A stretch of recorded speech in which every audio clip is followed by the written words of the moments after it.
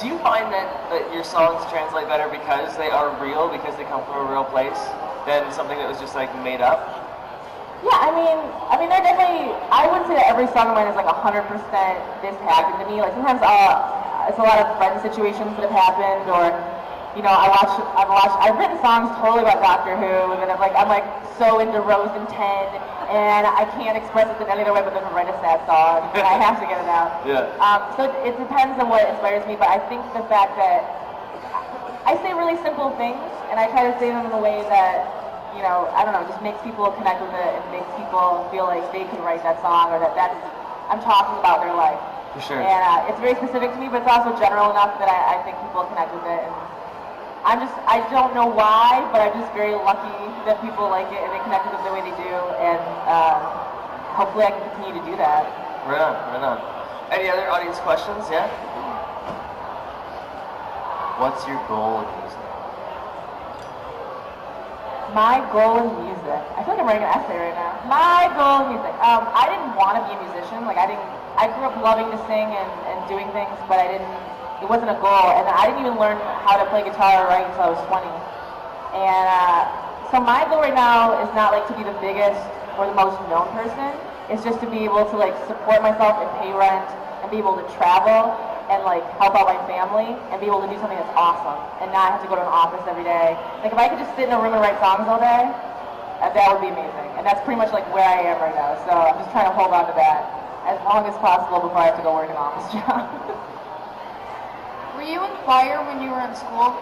Yeah, I was in church choir when I was younger, and then when I was in high school, I was in like select ensemble and did musicals and stuff like that. But I also feel like when I started learning guitar and teaching myself that and kind of writing songs, I figured out more about my voice that I didn't know. Because when you're in choir, it's very like you have to sound like this, you have to replicate this, and just sing these notes. And now that I have a guitar, I'm like, I'm just gonna go and see if I can do that in a song and make it happen. So I think you figure out a lot about yourself beyond that. But choir is a great place to start. You learn a lot about just hearing music and working with other people. Hi, I was just wondering. Hi, best friend. Hi. Hi. I was just wondering how you felt things like Project Life Science have affected your blog over the past year or so. Okay, so I used to do a collab channel back when people did collab channels, and it's called Project Life Science. I did it for 4 years, and it was about kind of body image and self-empowerment. It was because I used to get a lot of comments saying, hey, I want to do music, but I look like you, and I see the comments that you get, and I could never deal with that. And I thought that's such a shame that people sign up for this site and then are scared to put stuff out there because they look a certain way or they know that they're going to get hate. So I started doing this collab channel, and it was me and a bunch of women just, you know, that didn't fit a mold, talking about what it's like to live in a world and be fine and be happy and be more than just like, you know, fat or curvy or big or whatever you want to say. And I think that's influenced a lot of the things that I do. If I'm being, I mean, I have a tattoo for it. I have Monday on my foot, so obviously it influenced something. I think it made me more confident in my voice, and it made me feel,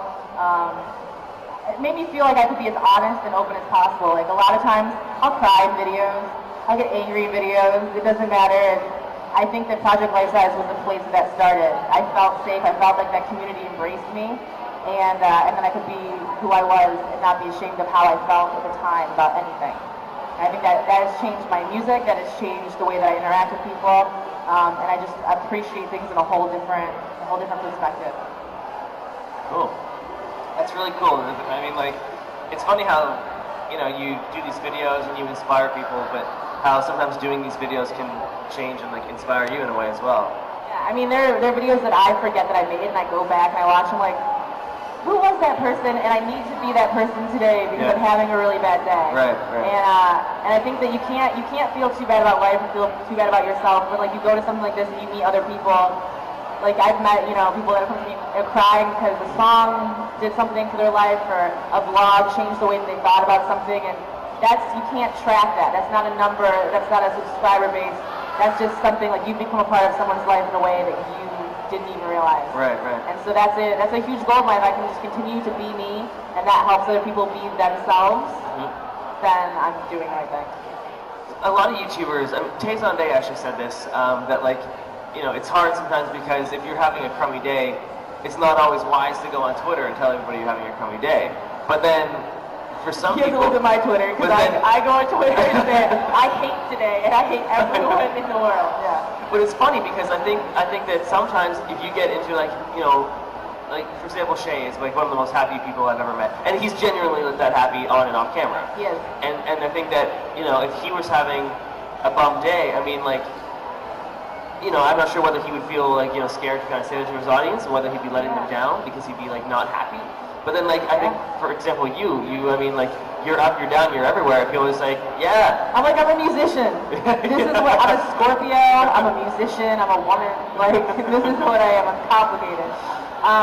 Yeah, I guess there are definitely people that I know that feel kind of boxed in. I don't know that Shay feels that. Because he's such a heavy, I've never seen Shay sad or just really angry or anything but happy. So maybe he's just like that. Yeah. But if people are used to you being a certain way, it's probably hard to put it on Twitter or on a YouTube video because immediately people want to fix it, or people want to be like, oh, there's no reason for you to be sad. Yeah. And regardless of where you are on YouTube or in life, like, you go through things, like you lose people, you have bad days, you don't like yourself today, you're a bad friend, you say something wrong, like, and I think it's important as like an audience and just people that support other people to be open that we all have a lot of emotions and a lot of things that happen, and that just because you're sad today doesn't mean that you're sad forever.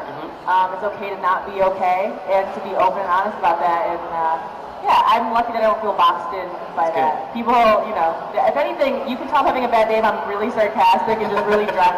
I was like going and taking pictures of places. I'm like, this is nice, this is great. You know, I just try to make it funny, and it's never too long that I'm feeling bad. Right. Any other questions for Meghan? Anyone else have it? Okay. Go get it. Don't rip your pants this time. I try not to. If you could go back to like your late teens or early 20s and give yourself one piece of advice, what would it be? That's a great question. That's a really good question. If I give myself one piece of advice, what would it be? Don't feel bad or guilty for feeling the way that you do. I think a lot of times, like, when I was 19 or 20 years old, I felt like, I can't feel these things. I have to like move on and get to this really mature place and be this person. And I think that there's something to be said for growing up and taking your time to grow up and taking your time to feel the things that you do and not feel bad. Like, we all have to go through stuff at our own pace. So I would say, you know, just don't care what people think as much, and don't be scared to be young and make mistakes and screw everything up, because it's gonna work out fine, I promise.